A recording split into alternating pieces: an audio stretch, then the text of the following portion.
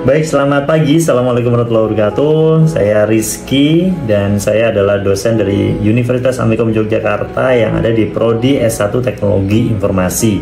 Dan pada video kali ini izinkan saya untuk menjelaskan tentang mata kuliah Interaksi Manusia dan Komputer atau sering disebut dengan IMK yang berjalan selama 2 SKS ya, dan ini biasanya dilakukan pada semester ganjil, dan overall ini dilakukan selama 14 kali pertemuan ditambah dengan 2 ujian ya, yang pertama UTS dan yang kedua adalah UAS gitu.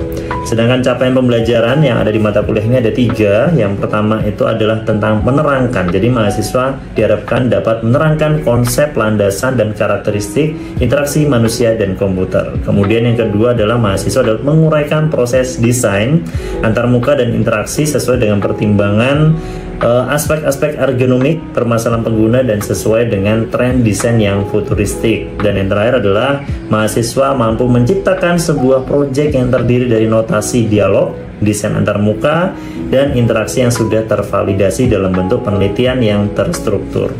Dan pada video ini kami hanya memfokuskan pada pertemuan keempat, yaitu tentang interaction framework gitu ya. Jadi kemampuan akhir yang diharapkan adalah mahasiswa mampu menguraikan faktor interaksi, dan indikatornya ada 3. Yang pertama mampu menjelaskan tentang framework interaksi, dan yang kedua adalah mampu mencirikan berbagai style interaksi, dan yang terakhir adalah mampu membandingkan antara multimodal dan multimedia. Jadi nanti ada 3 ya akan dibahas bahan kajiannya. Yang pertama adalah interaction framework, yang kedua adalah interaction style, dan yang terakhir adalah multimodal dan multimedia.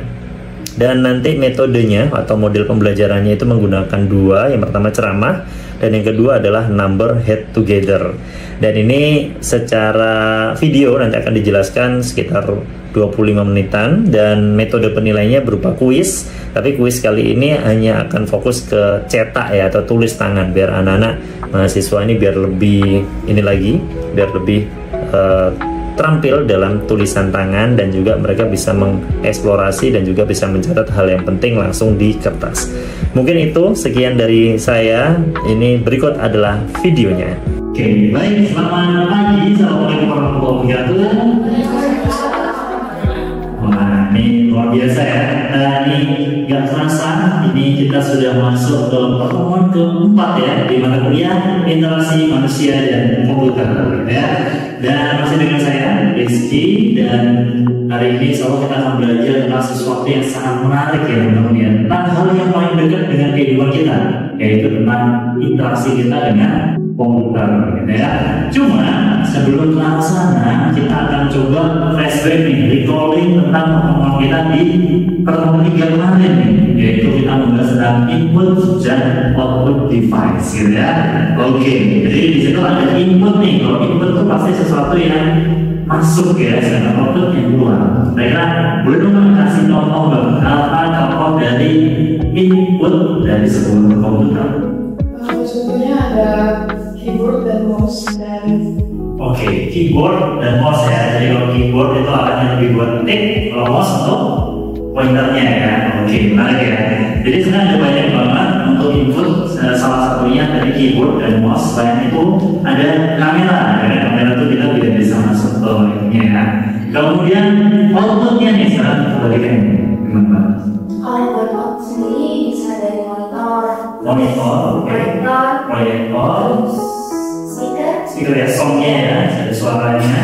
Kemudian kalau biar bisa berbentuk cetak, pakai apa kira-kira? Pakai print. Oke, nice. Jadi ada banyak banget ya kalau output itu, bahkan ada juga yang dia double, dia bisa jadi input dan bisa jadi output. Pakai apa? Layar. Di layar kita kan dia inputnya pakai layar, outputnya juga pakai layar. Ya, menarik. Oke, thank you. Itu kemarin kita udah bahas tentang input dan output. Ini hari ini kita akan lanjutkan ya, tentang interaction framework. Ya, di sini ada hal yang menarik teman-teman. Jadi di sini ada semua masalah nih. Kalau yang kan kita bahas tadi ada masalah apa? Kenapa ini jadi penting? Jadi kita udah bahas ada komputer input dan juga ada human output nih. Ada input dan human output juga gitu. Ini ada gapnya apa? Kenapa sih kok ada mouse-nya kayak gini? Barusan Logitech baru kemarin kayak gini ya. Mouse-nya kok aneh banget gitu kan. Terus kenapa kok ada beberapa fitur di HP di brand-brand tertentu dia itu nggak pakai ini ya, dia ada fitur yang khusus buat anak-anak. Kayak gitu kan? Itu mesti ada hubungannya dengan interaction. Nah, apalagi ditambah kayak gini, di inputnya manusia asli, gitu kan? Itu tuh kalau kita nggak kunci ya, nggak dijepit gitu nggak sih? Tapi kalau di kita main HP pakai mouse, beda kan? Cara gesturnya kan beda sih. Outputnya juga sama. Kalau manusia kan dengan matanya ya, tapi ketika kita ngomongin komputer, itu pasti ngomongnya tentang monitor ya. Tapi monitor kenapa semua ada yang unik banget, betul. Jadi monitor ini ada sesuatu yang ini yang bedakan dengan monitor-monitor yang lain karena sebenarnya. Nah, selain ke arah sana, sebelum kita ngomongin output monitor tadi, kita bahas input dulu. Kita ada bahas ya. Ternyata mouse itu ada yang bentuknya kayak gitu, kayak kotak gitu. Tapi ada juga yang bentuknya gepeng. Ini juga ada di Logitech juga, tapi dia gepeng. Terus habis itu ada yang bentuknya kalau di Apple namanya adalah ininya ya, trackpadnya juga lebih besar lagi. Dan itu ada input-input yang lain. Contohnya adalah dengan dial yang dari Microsoft. Kira-kira nih, kalau harus diciptain mouse yang gepeng, biar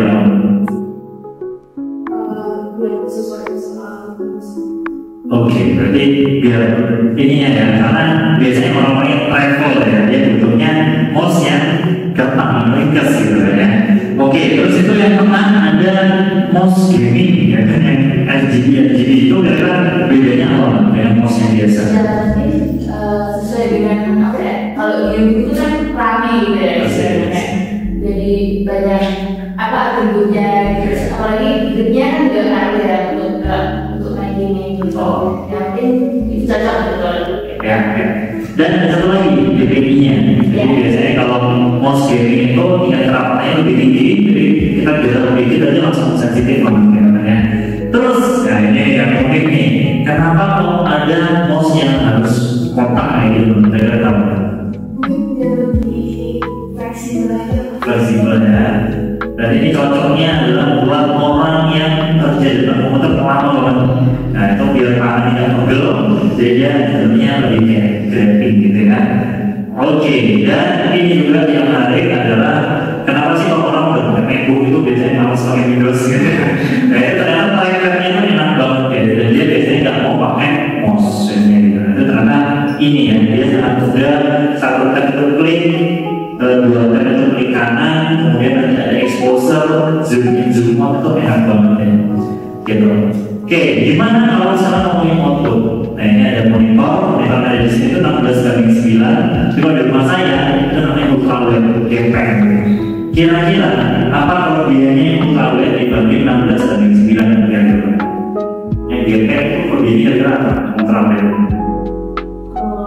Mungkin supaya cahayanya lebih jelas, dan lebih banyak ya. Mungkin kalau dengan 16:9 kita buka PDF itu cuma ada 2 file yang bisa dibuka.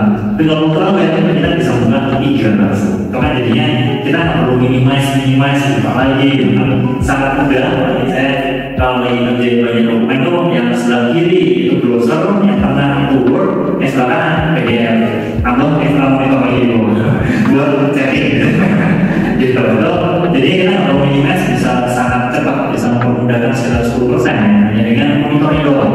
Tapi apa jadinya kalau monitornya itu monitor layarnya itu ada di HP, beda kan akhirnya kita nggak pakai mouse lagi, tapi pakainya full screen, nanti nahan, klik kanan udah jalan kan, klik kanan susah. Jadi user interface-nya akhirnya berubah karena layarnya semakin kecil. Terus ada lagi jam. Kira-kira perbedaannya apa kalau harus pakai smartwatch? Dari segi berguna itu lebih mudah untuk dibawa. Oke, mudah untuk dibawa. Tapi kan yang kecil, berarti gimana? Lebih sedikit ya fiturnya. Jadi lebih dikit dan lebih kecil juga. Dan pasti interface-nya atau tampilannya kalau yang dibanding dengan jam dan juga HP pasti banyak banget yang berbeda ya. Apalagi yang ini nih yang kita sekarang ada navigasi di sebuah mobil ya, itu kan orang itu nggak boleh terlalu banyak distraction ya kan.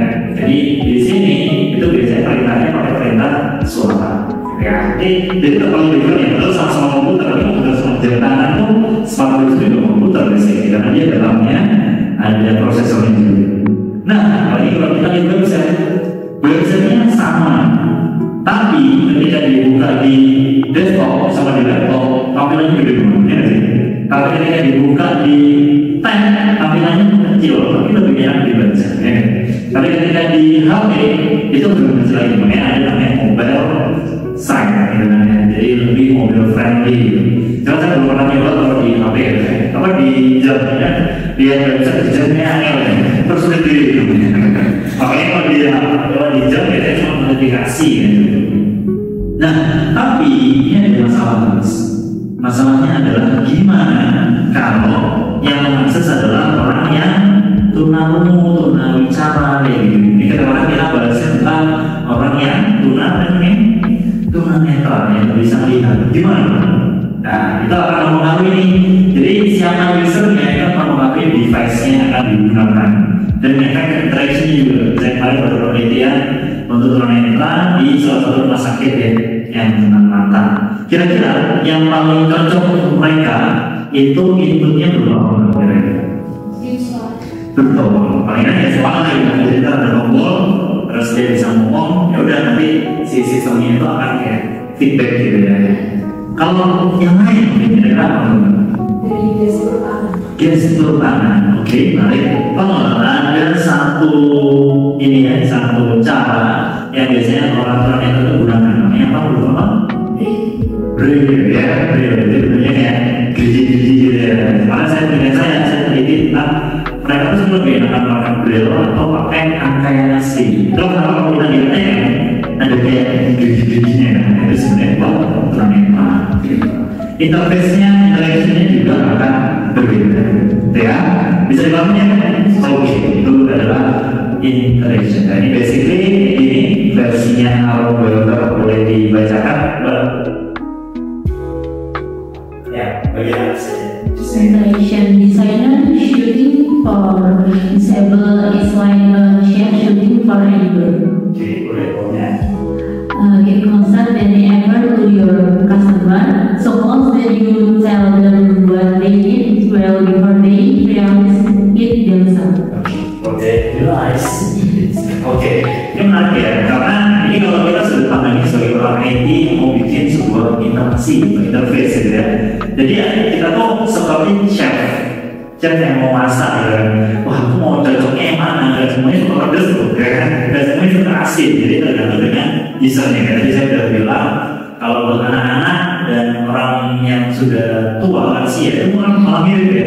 Yang ikonnya gede-gede gitu. Terus lagi kalau orang tua, orang anak-anak malah ada screen time-nya, ada waktunya gitu. Itu akan beda dengan kebutuhan orang yang olahraga. Butuh jamnya kayak gimana? Smartphone sih kayak gimana orang atlet? Fiturnya yang pertama anti air, anti debu, terus ya harusnya nggak terlalu sensitif. Itulah kenapa beberapa HP itu bisa diakses pakai jam sarung tangan ya. Kalau dulu kadang ada atlet yang bilang itu di salju, kan susah ya kalau mau buka HP susah ya. Kayak ada fitur itu ya. Oke, jadi kali ini kita akan membahas 3 hal ya teman-teman. Yang pertama interaction. Jadi interaksi kita sudah bisa bahas semuanya. Terus ada juga multimedia. Ini sering banget kita ucapin, tapi kita maaf multimedia itu apa. Dan yang terakhir ada multimodal. Nah, ini jarang. Ini sebenarnya cocok banget buat skripsi teman-teman kalau di project itu seharusnya jangan multimedia itu harus multimodal. Nah, tapi hari ini saya nggak mau sama ya, karena nanti kita akan coba modelnya dalam diskusi. Model akan saya bagi jadi 3 kelompok ya. Yang sebelah sini 2 orang itu akan sebagai kelompok biru membahas tentang interaction. Sedangkan yang 2 orang yang di sini itu kelompok merah membahas tentang multimedia. Dan yang terakhir ini jadi kelompok warna kuning membahas tentang multimedia. Ya. Dan itu sudah saya share di classroom, silahkan dibaca 5 menit ya untuk itu. Dan ini saya kasih penomborannya ya, sebenarnya harusnya dipasang di kepala ini.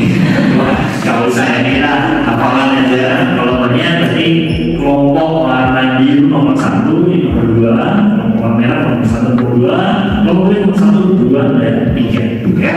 Oke, waktunya mungkin untuk diskusi sesuai dengan yang sudah saya share di kelas. Oke, waktu sudah. Oke, sekarang kita akan memaparkan hasil diskusinya ya. Ini akan saya random nanti. Tadi kalau saya bilang nomor 1 berarti semua yang nomor 1 akan maju ke depan. Tapi kalau saya bilang nomor 2 berarti yang nomor 2 akan maju ke depan, gitu ya. Oke, kita akan coba pilih ini sekarang tanggal berapa? 11, 1 tambahnya ada satunya ada 2 ya. Ada 1 tambah 1, 2. Berarti yang akan maju ke depan adalah nomor 2 dari masing-masing kelompok. Oke, silakan maju ke depan. Nah, kita ada tepuk ya, teman-teman, silakan. Bilang tepuk. Nanti kalau saya bilang 1 kali beri semangat, berarti tepuknya 1 kali. Berarti Pak ya, 1 kali beri semangat, 2 kali beri semangat, 3 kali beri semangat, beri semangat. Oke, silakan. Nanti cara dulu bagaimana ya, yang sudah nanti boleh tunjuk ke kawan sebelah. Ya, iya. Tak baca malas semua ya. Nggak sengaja ya. Oke, dari ini saya tadi dari saya untuk jenis dan contoh dari interaksi. Jadi yang pertama di jenis dan contoh ada 2 jenis, yaitu manipulasi langsung dan manipulasi tidak langsung. Untuk contoh dari manipulasi langsung yaitu mengikat icon ke folder lalu mengubah ukuran jendela. Untuk jenis yang kedua, manipulasi tidak langsung, contohnya mengikat icon ke folder mengubah ukuran jendela akan mengubah garis perintah atau command line.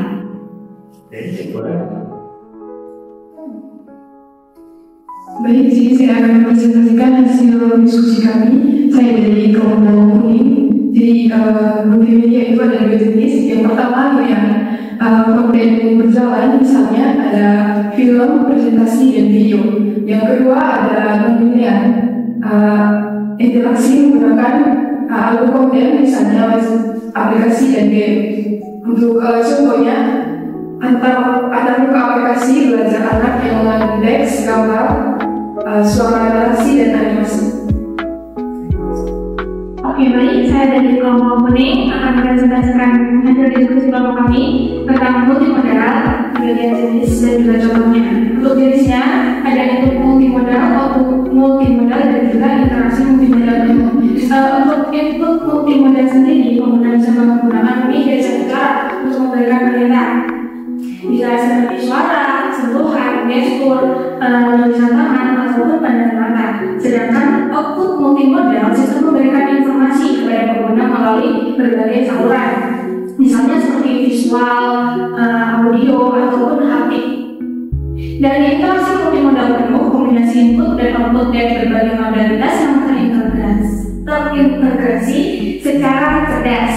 Contohnya ada seperti itu, ada asisten virtual dan juga ada sistem navigasi mobil. Sekian, terima kasih. Oke, thank you buat teman-teman. Oke, thank you dari dulu. Ya, ini tadi menarik ya. Jadi kita nggak mau mulai dari definisi dulu dan langsung contoh. Gitu. Kenapa? Ya paling gampang, biar gampang dulu. Contohnya kayak gimana sih sebenarnya? Tadi bisa dipahami ya teman-teman ya. Contoh tadi dari tentang interaksi dari interaksi itu kayak gimana contohnya? Ada banyak ya interaksinya, bagaimana kita dengan smartwatch, bagaimana dengan laptop dan sebagainya. Multimedia tadi contohnya bisa berupa film gitu ya. Film kemudian ada yang statik, ada yang dinamis juga, ada linear dan non-linear ya. Contohnya ada video, ada kemudian yang slide itu dikontrol gitu. Sedangkan dari multimodal, saya multimodal kalau satu model aja berarti kan cuma kita hanya dengan sentuhan aja atau dengan suara aja. Kalau model-model ini bisa lebih dari satu ya. Oke, dan yang selanjutnya kita akan lihat dengan nomor 1. Silakan dilepas. Oke. 1 kali beri semangat, 2 kali beri semangat, 3 kali beri semangat, beri semangat. Oke.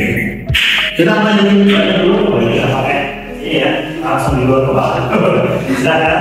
Halo teman-teman, sebelumnya karena saya Nana, saya perwakilan nomor 1 dari kelompok kuning. Jadi kan tadi udah dibahas dulu lebih awal tentang contoh dan jenis dari multimodal. Sekarang saya akan memaparkan hasil diskusi dari definisi multimodal itu sendiri. Jadi multimodal adalah suatu sistem yang memberikan suatu pengalaman kepada pengguna suatu input atau output di mana mereka itu dapat pengalaman menggunakan input atau output tersebut secara bersamaan atau bergantian. Jadi tujuannya dari multimodal itu sendiri itu kayak memberikan pengalaman yang lebih efisiensi, terus alami dan efektif untuk para pengguna. Oke. Makasih. Di luar kepala ya. Keren. Semuanya di luar kepala. Oke. Jadi saya dari perwakilan dari kelompok merah mau menjelaskan definisi dari multimedia. Kalau multimedia itu gabungan dari berbagai media. Saya dari audio atau suara, dari video, dari animasi bisa sama teks dan gambar. Tujuannya untuk menyampaikan informasi. Terima kasih. Oke. Ya, saya dari perwakilan kelompok biru. Saya akan menjelaskan definisi dari interaksi. Jadi interaksi itu adalah komunikasi dibalik antara pengguna dan sistem komputer. Terus sistem interaksi ini juga melibatkan pertukaran informasi dan tindakan untuk mencapai tujuan tertentu. Itu ya, sekian dari kita. Oke, yang dibawa satu depan. Ya, ini kalau kita definisi, ini teman-teman bisa memahami ya. Dan nanti saya kasih definisi teman-teman jangan hafal, tidak paham kan susah ya. Saya di sana teman-teman pakai bahasa sendiri nggak apa-apa.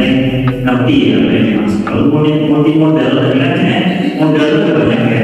Jadi bisa dengan yang ada di manusia ya, bisa apa? Mata.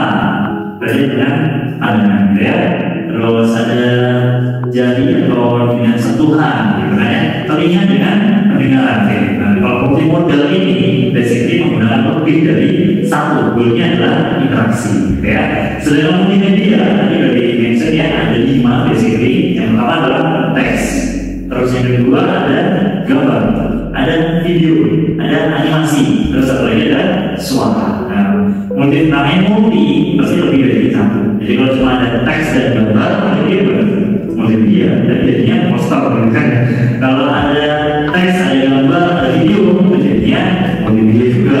Intinya nggak bisa cuma satu doang. Ya, goalnya adalah menyampaikan informasi. Sedangkan interaksi tadi hubungannya berbalik. Jadi kalau ini cuma satu arah, ya jadinya tidak berinteraksi sih. Tapi kan itu basically ya komunikasi satu arah gitu ya. Jadi interaksi basically bagaimana manusia dan komputer itu bisa berkomunikasi gitu ya. Apakah bahasanya gitu ya. Oke, next banget. Sekarang kita masuk ke sesi selanjutnya, yaitu kita akan bahas tentang kuis. Oke, ini cuma ada cuma ada dua pertanyaan. Silakan ditulis di kertas, kemudian nanti akan dikumpulkan ya. Oke, waktunya 3 menit ya, cukup 3 menit. Silakan ditulis tangan aja, nanti dikumpulkan ke depan. Oke, silakan. Oke, cukup ya. Silakan dikumpulkan kertasnya. Ya, saya selesai. Kalau bunyikan ya. Oke, ya. Oke. Nah, kita akan mulai dulu ya. Kita akan coba acak. Kemudian ada yang akan maju di depan ya, kita akan bacain yang akan membacakan ini ya, hasil kerjanya nih. Kita lihat namanya dulu. Wah, ada namanya satu lagi ya. Gani Syahrul Sukarno ada. Oke, silakan maju depan, dibacakan dan dijelaskan. Baik, jadi saya dari kelompok kuning ingin menjelaskan mengenai perbedaan multimedia dan modal serta kenapa penting berdekatan multimodal. Jadi yang pertama, multimodal itu sendiri multimodal dan multimedia itu mempunyai perbedaan yang berdasar pada aktivitas interaksi. Jadi multimodal itu berfokus pada informasi dan bersifat satu arah, sedangkan multimodal sendiri berfokus pada interaksi aktif dan bersifat dua arah. Untuk contohnya, multimedia sendiri itu adalah video presentasi yang menggabungkan teks, gambar, dan suara. Sedangkan multimodal itu contohnya seperti sistem navigasi yang menggunakan suara sebagai input integritas serta menyentuh layak sebagai outputnya. Lalu untuk soal kedua, jadi pendekatan multimodal itu penting karena dapat membuat interaksi menjadi lebih alami, fleksibel, dan intuitif. Lalu contohnya yang pertama adalah fleksibilitas dan efisiensi. Itu memberikan kita saat sedang mudik. Lalu yang kedua ada robustness dan redundancy, yaitu jika suatu modalitas gagal, pengguna dapat beralih ke modalitas lain. Sekian Pak. Oke, kita ini buat ganti ini kemudian lagi ya. Ya, tadi menarik ya tentang redundan tadi yang kita udah bahas tadi. Contohnya ketika kita lagi di musim salju kita harus pakai tadi pakai glove gitu ya. Itu kan nggak bisa kalau pakai tangan.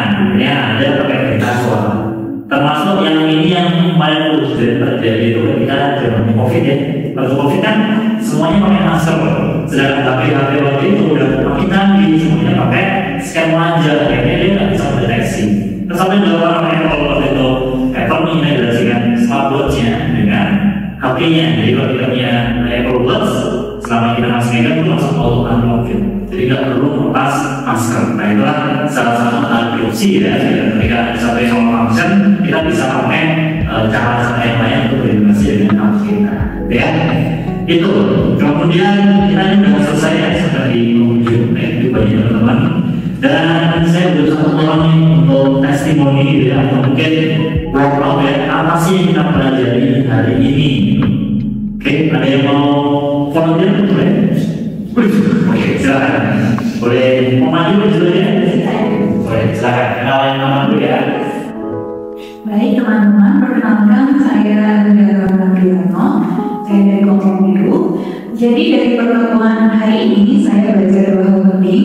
Pertama, perbedaan antara multimedia dan juga multimodal, di mana multimedia bersifat satu arah dan multimodal melibatkan interaksi dua arah dengan berbagai input dan output.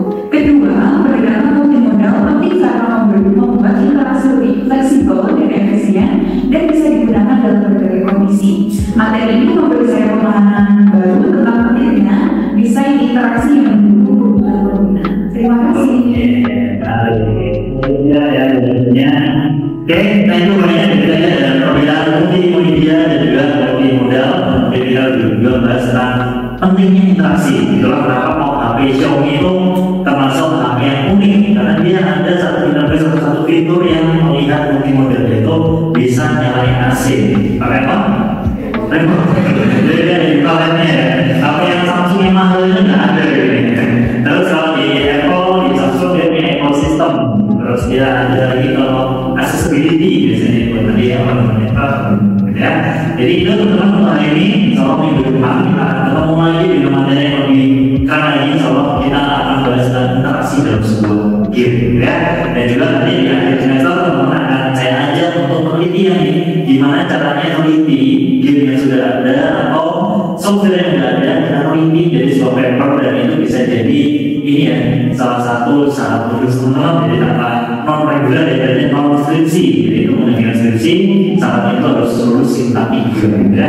Jadi buat teman-teman yang tertarik tentang dunia IMK mesin komputer dan juga suka teliti boleh banget nanti juga di study club saya ya. Terima kasih banyak dan jika ada yang berkata maka jangan disimpan di dalam peti dan jika ada yang salah maka jangan disimpan di dalam hati. Saya rasa di sini. Assalamualaikum warahmatullahi wabarakatuh.